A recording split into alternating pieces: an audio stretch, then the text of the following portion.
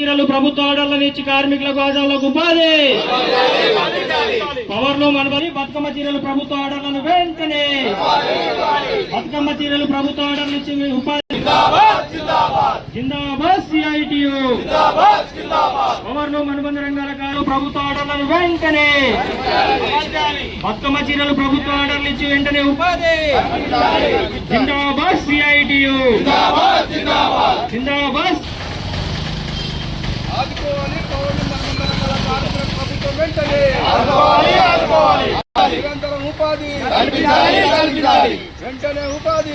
ఉపాధి కల్పించాలి. వస్త్ర పథకం ఆధారపడ కార్మికులందరికీ ఆసాం లైక్యత, ఆసాం లైక్యత, ఆసాం లైక్యత, కార్మికుల ఆసాం లైక్యత, ఆసాం లైక్యత,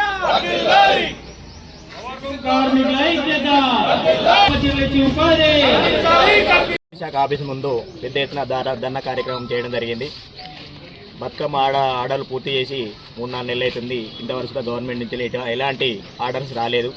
ఇక్కడ ఉన్న యజమానులు కూడా పాలిస్టర్ ఉత్పత్తి సుధా నిలిపివేయడం జరిగింది 2-3 నెలల సంది. వాళ్ళు ఏమంటారు అంటే మేము దందా చేయలేము, మాకు గవర్నమెంట్ నుంచి రావాల్సిన పద్ధతులు రాలేదు, మాకు ఇక్కడ మీటర్కు రూపాయి నష్టపోతున్నాం, కాబట్టి మేము ఈ దందా చేయలేమని చెప్పి వాళ్ళు చెప్పడం జరుగుతుంది. కాబట్టి గవర్నమెంటు మా ఆసాంలకు యుద్ధ ప్రాతిపదికన బతుకమ్మ చీర ఆర్డర్ కానీ పీసీ ఆర్డర్లు కానీ తొందరగా ఇస్తే మేము ఏమన్నా బతికి బయటపడతాం కావాలి, లేకపోతే మాత్రం రోడ్డున పడే పరిస్థితి వచ్చింది. రోడ్డున పడగొట్టిరు. ఇప్పుడు పోయిన గవర్నమెంటు మాకు బతుకమ్మ చీరలు ఆర్డర్ ఇచ్చారు, చీరలంటే ఇచ్చిరని మా ఆసాంలకైతే ఏమి బాగా ఇబ్బందులు జరిగినాయి. ఈ గవర్నమెంట్ అయినా కానీ మమ్మల్ని కనికరించి మాకు యారన్ బ్యాగ్ ఏర్పాటు చేసి మా కాళ్ళ మీద మేము నిలబడేటట్టు మాకు 10 HP వరకు ఉచిత కరెంట్ ఇస్తే మేము ఆసాంలో అందరం మంచిగా నిలబడి మేము మా కాళ్ళ మీద నిలబడి మేము దందా చేసుకోగలుగుతాం. కాబట్టి మాకు గవర్నమెంట్ తొందరగా యుద్ధ ప్రాతిపదికన ఆర్డర్లు కేటాయించి బతుకమ్మ ఆర్డర్లు కానీ పీసీ ఆర్డర్ కానీ తొందరగా కేటాయించాలని చెప్పి మేము కోరుతున్నాము. నమస్కారం. సిరిసిల్లలో ఉన్నటువంటి వస్త్ర పరిశ్రమ నేడు సంక్షోభంలోకి కూరుకుపోయింది.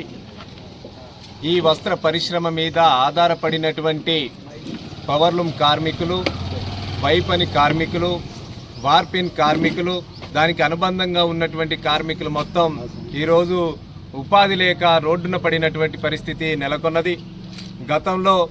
గత ప్రభుత్వానికి సంబంధించినటువంటి ఆర్డర్స్ బతుకమ్మ చీరలు కానీ, ఆర్వీఎం కానీ, షాదీ ముబారక్ కానీ ఇట్లాంటి వస్త్రాలు కూడా ఈరోజు సిరిసిల్ల ప్రాంతంలో ఉత్పత్తి చేసినటువంటి పరిస్థితి ఉంది.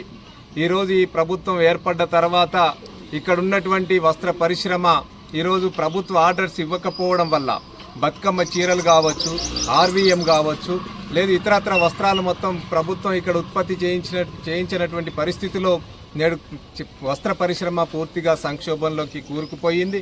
ఇక్కడ ఉన్నటువంటి ఆసాములకు కానీ, వార్పిన్ కార్మికులకు కానీ, వైపని కార్మికులకు కానీ, పవర్లూమ్ కార్మికులకు కానీ పూర్తిగా పని లేకుండా ఈరోజు రోడ్డున పడినటువంటి పరిస్థితి కూడా ఉన్నది. ఇదే పరిస్థితిగా కనుక ఇక కొనసాగితే గతంలో చూసినాం, ఇక్కడ సిరిసిల్ల అంటే ఉరిశాలగా మారినటువంటి పరిస్థితి. ఈరోజు ప్రభుత్వం గనక ప్రభుత్వ ఆర్డర్స్ ఇవ్వకపోతే ఈ సిరిసిల్ల ప్రాంతం ఉరిశాలగా మారేటటువంటి ప్రమాదం ఉన్నది. అందుకే ప్రభుత్వం వెంటనే బతుకమ్మ చీరలు కావచ్చు, అదేవిధంగా ప్రభుత్వానికి ప్రభుత్వ రంగ సంస్థలకు కావచ్చు, హాస్పిటల్స్ ఉన్నాయి, ఆర్టీసీ ఉంది, పోలీసు ఉంది, మున్సిపల్ ఉంది, గ్రామ పంచాయతీ ఉంది, హాస్పిటల్కి సంబంధించినటువంటి వస్త్రాలు ప్రభుత్వం తన ఆధీనంలోకి తీసుకొని ఈ రాష్ట్రంలో ఈ సిరిసిల్లలో ఉన్నటువంటి కార్మికుల ద్వారా ఉత్పత్తి చేయించగలిగితే 365 రోజులు కార్మికులకి పనికి దొరికేటటువంటి అవకాశం ఉంది. ఆ అవకాశాన్ని ప్రభుత్వం సద్వినియోగం చేసుకోవాలి. కొత్తగా వచ్చినటువంటి ప్రభుత్వానికి సందర్భంగా తెలియజేస్తున్నాం, ఈ సిరిసిల్ల ప్రాంతంలో ఉన్నటువంటి కార్మికుల యొక్క సమస్యల్ని వెంటనే యుద్ధ ప్రాతిపదికన ఇక్కడ అధికారులని కేంద్రీకరించి ఇక్కడ ఉన్నటువంటి సమస్యల్ని పరిష్కారం దిశగా ఈరోజు ప్రభుత్వం ప్రయత్నం చేయాలి. ఇటీవల మేము కమిషనర్ గారిని కలిసాం. ఈ ప్రభుత్వ రంగ సంస్థల ద్వారా ఈ టెస్కోకి రావాల్సినటువంటి బకాయిలు 482 కోట్ల రూపాయలు ఈరోజు ఈ చేనేతకు కానీ, పవర్లూమ్ కార్మికులకు కానీ చెల్లించాల్సినటువంటి బకాయిలు ప్రభుత్వం దగ్గర ఉన్నాయి. ఇప్పుడు ప్రభుత్వ అధికారులు చెప్తా ఉన్నారు, ప్రభుత్వం ఈ 482 కోట్ల రూపాయలు చెల్లించగలిగితేనే తిరిగి ప్రభుత్వం ఆర్డర్లు ఇవ్వడానికి అవకాశం ఉంటుందని అధికారులు చెప్తా ఉన్నారు.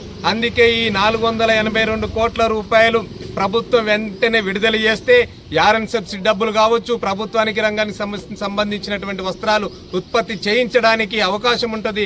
ఆ ప్రయత్నంలో ప్రభుత్వం ముందుకు రావాలని సందర్భంగా తెలియజేస్తున్నాం. ఈరోజు ఈ నిరసన ఇక్కడ ప్రాథమికంగా తెలియజేశాం. రాబోయేటటువంటి కాలంలో పెద్ద ఎత్తున ఈ కార్మికుల యొక్క ఉపాధి కల్పన కోసం, సంక్షేమం కోసం, ప్రభుత్వ ఆర్డర్స్ ఇక్కడ రాబట్టుకోవడం కోసం పెద్ద ఎత్తున ఉద్యమించడానికి కూడా వెనకాడేటువంటి ప్రసక్తే లేదని ఈ సందర్భంగా తెలియజేస్తాం.